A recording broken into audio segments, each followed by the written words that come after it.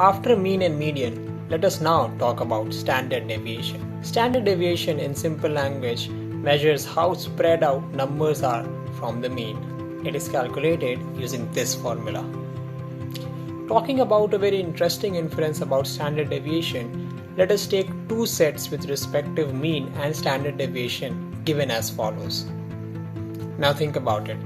What is the difference in standard deviation of cases 1 and 2?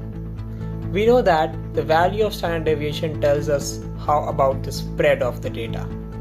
So, a smaller value of standard deviation indicates the numbers are close to each other, as in case 1, whereas a larger value of standard deviation indicates that numbers are far apart to each other, as in case 2.